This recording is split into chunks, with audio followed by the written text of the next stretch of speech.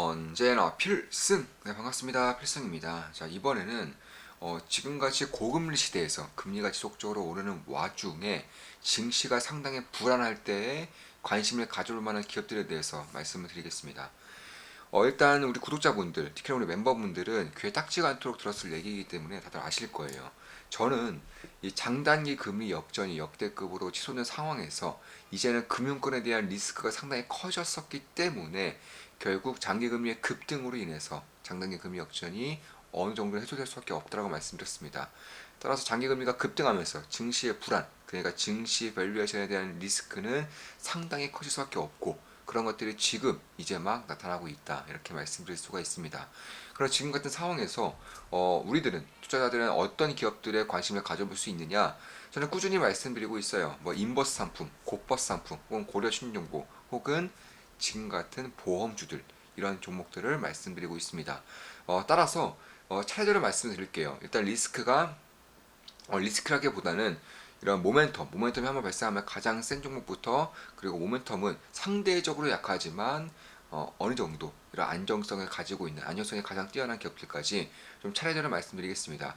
첫 번째로 말씀드릴 종목은 흥국화재예요. 일단 흥국화재는 딱 하나만 말씀드릴게요. 어떤 식으로 되면 모멘텀이 세게 발생할 수 있느냐? 배당 주면 돼요.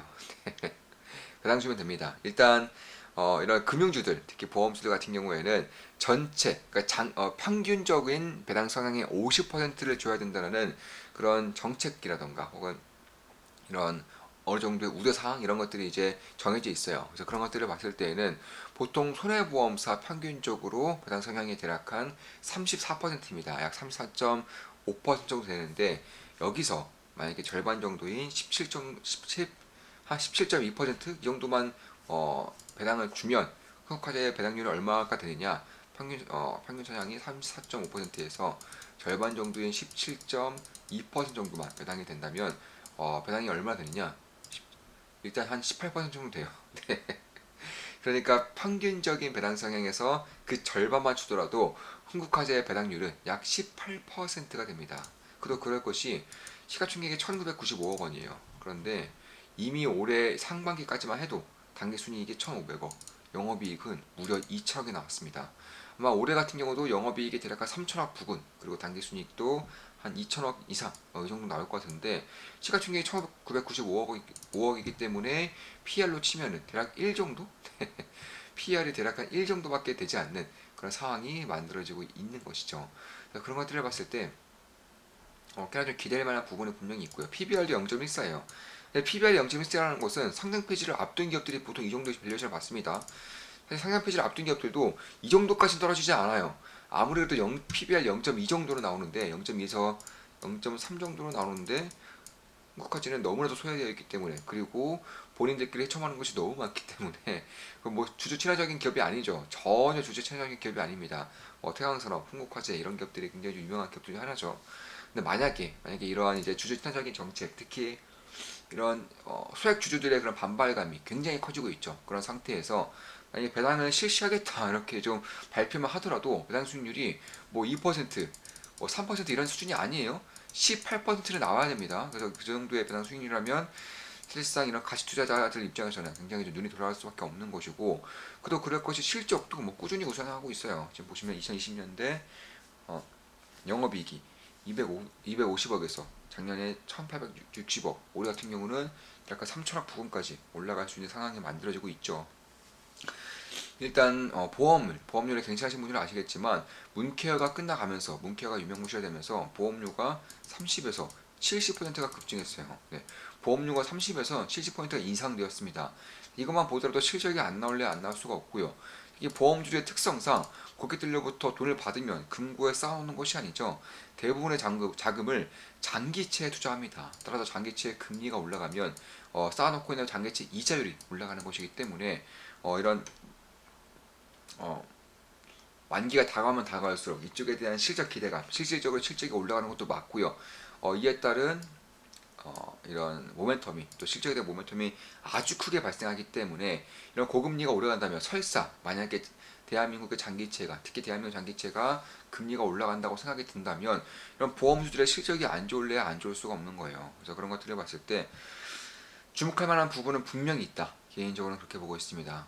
그래서 흥국화재 같은 경우는 지금이야 솔직히 말해서 거의 쓰레기 종목이지만 왜냐하면 실적이 아무리 잘 나오고 그리고 아무리 저평가 되어 있어도 주주한테 떨어지는 게 전혀 없어요. 그런 것들을 봤을 때 사실 지금 정도의 밸류에이션이 이해 안 가는 것은 아닙니다. 다만 그럼에도 상장 폐지 기업 되는 기업의 이상으로 밸류에이션이 낮게 책정되어 있다는 점, 만약에 배당이 실시된다라는 그런 시그널만 조금이라도 뜨더라도 이런 주가 같은 경우는 뭐 크게 급등할 수밖에 없는, 특히나 만약에 투자하고 있다고 친다면 최소한 배당 수익률을 18% 정도, 연간 18% 정도를 기대해 볼 수 있는 그런 기업이기 때문에 주목할 만한 부분은 분명히 있겠다. 실적이 여기서 꼬꾸라질 가능성은 거의 없기 때문에 꾸준히 가져가는 거예요. 만약 시간을 태운다고 치면은 관심을 가져볼 만한 기업이다, 이렇게 보고 있습니다. 물론 제 모든 영상은 매수 매도 추천 리딩 절대 아닌 거 다들 알겠죠? 참고하시면 되겠습니다. 자, 두 번째 기업으로 동양생명이에요.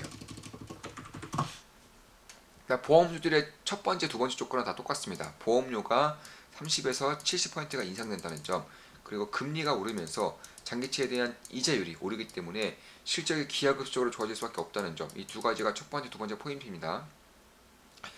CSM 관련해서 부채에 대한 시가 배당 시가 비율 관련해서 이제 회계 기준이 바뀌기 때문에 이에 따른 재무적인 혜택도 있는 것은 맞지만 이런 것들은 차치하고서라도 이것만 집중하면 저는 된다고 보고 있어요. 재무적인 숫자야 어느 정도 사실상 실질적인 숫자라고 볼 수 없기 때문에 그런 것들은 좀 무시해도 이 두 가지 이유로 인해서 보험주는 앞으로 장기간 굉장히 좋을 수밖에 없다, 이렇게 말씀드리는 것이고, 동양생명은 어떤 것을 봐야 되느냐? 첫 번째로는 마찬가지예요. 첫 번째로는 굉장히 저평가 매력이 있습니다. 지금 보시면 시가총액이 7,600억입니다. 그런데 실적을 보면 일단 올해 상반기만 보더라도 일단 2,200억, 이제 300억 정도 나왔고요. 이미 작년도에 거의 2배 가량이 올해 상반기 이미 찍혔습니다. 특히 이제 하반기까지 간다면 약간 이 기업의 실적은 최소 3천억 정도는 나옵니다. 그럼 PER 같은 경우가 보시면 3이 채 안 되는 그런 PR을 가져갈 수밖에 없기 때문에 그런 것들을 봤을 때 PR이 3이 안 된다는 점, 특히 배당 수익률이 좀 압도적이죠. 작년 기준으로도 약간 9.3%의 배당 수익이 있었습니다.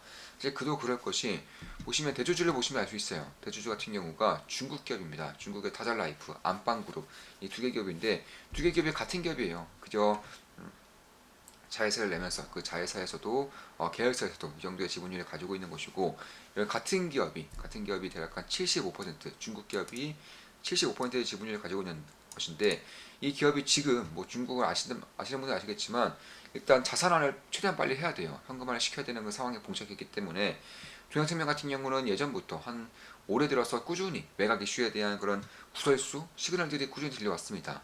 그런데 이 기업이, 다자그룹이 동양생명을 성공적으로 팔기 위해서는 지금보다 주가가 최소한 2배 이상, 2.5배 이상을 뛰어야 돼요. 왜냐하면 다자그룹의 75%의 그런 지분율을 가져오는데 태운 자금이 무려 1.6조입니다. 그러니까 자, 시가총액이 7,600억이에요. 그 중에 지분율을 75% 가져오는데 1.6조 원을 태웠다는 겁니다. 따라서 다자그룹이 성공적인 매각을 하기 위해서는 최소 2.5배 이상은 주가가 뛰어야 되고요. 그동안 배당 수익으로만 약간 2천억 정도를 챙겼어요. 따라서 2.5배 정도가 뛰면은 어느 정도 본전은 그나마 가져오면서 매각을 시킬 수 있다라는 것이고, 사실 이 정도의 밸류에이션이 가능하겠는가에 대한 의구심에 대해서는 가능해요. 왜냐하면 PER이 동양생명이 약 3이라고 쳤을 때 보통 보험주들의 매각 단가를 보면 PER이 12, 15 정도를 받는 경우가 대부분이었어요. 따라서 지금 정도보다 5배, 4배에서 5배 정도를 더 쳐졌기 때문에 그런 것들을 봤을 때 2.5배가 춘다면 대략 한 8배? 8배 정도를 받는 것이기 때문에 밸류에이션적인 측면에서는 그렇게 무리될 수치는 아니다, 이렇게 보고 있는 것이고, 특히 이제 이 기업이 만약에 매각이 성사가 안 될 경우, 매각이 좀 어려워질 경우 방법은 딱 하나밖에 없어요. 엄청난 배당으로 빠르게 자금을 회수하는 것, 이거밖에 없습니다. 따라서 지금 배당 수익률이 꾸준히 올라오고 있죠. 배당 수익률이 앞으로 꾸준히 올라간다고 봤을 때 이 동양생명 같은 경우도 지금의 주가 대비해서는 약한 10% 부근, 10% 내외 정도까지는 기대해 볼 만한 부분이 있는 것이고, 참고로 작년에 배당이 9%였을 때 주가가 낮아서 배당률이 올라간 것이 아니냐, 이렇게 의구심이 들 수 있지만 오히려 작년 배당 줬을 때 당시가 지금의 주가보다 더 올라와 있습니다. 그때가 지금의 주가가 더 높은 상황이기 때문에 그런 것들을 봤을 때 최소한 9% 이상 뭐 10% 내외까지는 올해도 배당 수익률을 기대해 볼 수 있다. 지금 주가 기준으로 말이죠. 따라서 찬바람에 불면은 결국 안정적인 배당주가 인기가 많은 것이고, 특히 지금 같은 그런 증시가 불안정한 상황에서는 역시나 배당주에 대한 관심이 커질 수밖에 없다는 점. 이게 보험주 특성상 지금같이 고금리 시대가 유지되는 한, 특히나 장기채 금리가 더 오를 수 있는 여지가 만들어지고 있는 지금, 결국에는 그나마 좀 실적이 올라올 수 있는 그런 기업 중에 하나다, 이렇게 말씀드릴 수가 있겠습니다. 그리고 마지막으로 말씀드릴 수 있는 기업은 뭐 솔직히 말해서 DB손해보험 이런 것들은 뭐 정말 많이 말씀드렸죠. 그런데 주가가 너무 많이 뛰어버려가지고 이제는 말씀을 안 드리는 것 뿐이지, 저는 DB손해보험 혹은 삼성화재 뭐 이런 기업들에 대해서는 뭐 꾸준히 말씀드렸습니다. 현대산도 마찬가지고요. 다음으로 말씀드릴 기업은 하나. 이 기업에 대해서도 좀 말씀드릴 부분이 있어요. 일단 첫 번째로 마찬가지예요. 저평가. 시가총액이 5,100억인데 지금 보시면 올해 상반기에만 역시나 한 1,700억 정도의 그런 실적이 나온 것이고, 올해 하반기까지 하면은 최소한 2,000억 이상, 2,500억 정도 나올 것이라고 예상되고 있기 때문에 PR이 약 2예요, 2. 네, PR이 약 2 정도에 추정되고 있고요. 특히 이제 PBR 같은 경우도 0.19, 역시나 상장 폐지 기업 정도의 그런 PBR을 가지고 있다. 특히 이제 보시면 이런 회계적인 리스크에서 완전히 벗어나는 해가 이제 올해부터 발생이 되기 때문에, 그런 것들을 봤을 때에는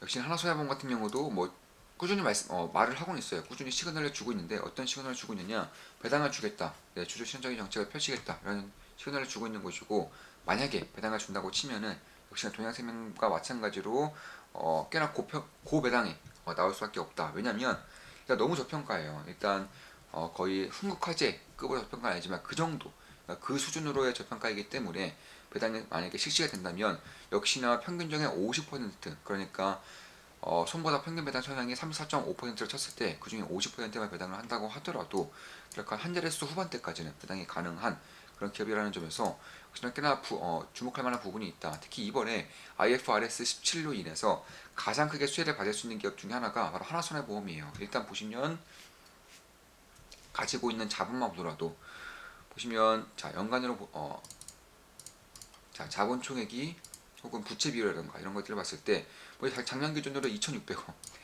2,600억에서 무려 3조 3천억으로 올라섰습니다. 이런 것들이 이제 회계적인 이유로 인해서 급등하게 된 것인데, 사실 제가 회계적인 이슈는 딱히 신경 쓰지 않는다고 말씀드렸지만 하나손해보험은 좀 달라요. 왜냐하면 회계적인 손을 보지 않으면 결국에는 굉장히 좀 자본 잠시까지 우려될 수 있는 그런 재무적인 리스크가 있었지만, 이런 것들을 완벽하게 탈피했죠. 자본 총액이 10배 이상이 늘었습니다. 따라서 그 정도로 하나손해보험에서 가지고 있었던 그런 자산화할 수 있는 그런 여력이 굉장히 컸었다는 것이고, 이런 것들에 대해서 이제 재무적인 리스크가 완벽하게 탈피된 이유로 인해서 이제 방금 말씀드렸던 첫 번째 문캐가 유명무실되면서 보험료가 굉장히 크게 인상되고 있다는 점, 두 번째로 고금리가 지속되면서 이런 장기채에 대한 투자했던 것들이 이자로 이제는 캐시로 찍힐 수 있는 환경이 만들어지고 있다는 점, 하나손해보험도 마찬가지로 배당이 만약에 실시가 된다면 최소 한 자릿수 후반대까지는 배당이 가능하다는 점, 이런 것들을 좀 염두에 둘 필요가 있지 않을까, 개인적으로는 그렇게 보고 있는 겁니다. 따라서 하나손해보험도 주목할 만한 부분은 분명히 있어요. 만약에 꾸준히 시그널을 내고 있는 것처럼 배당이 실시될 경우에는 꽤나 빠른 시일 내에 많은 관심을 받을 수 있는 기업 중에 하나다, 이렇게 보고 있습니다. 물론 제 모든 영상은 매수매도 추천 리딩 절대 아닌 거 다들 계시죠? 참고하시면 되겠습니다. 자, 이것으로 방송 마치겠습니다. 지금까지 보험주가 좋을 수밖에 없는 이유에 대해서 말씀드렸었고, 특히 이제 개별주들이 가지고 있는 그런 모멘텀에 대해서도 분석해드렸습니다. 앞으로도 좋은 분석, 좋은 기업 분석으로 찾아뵙겠습니다. 필승 구독, 알림 설정, 좋아요는 돈이 됩니다. 필승!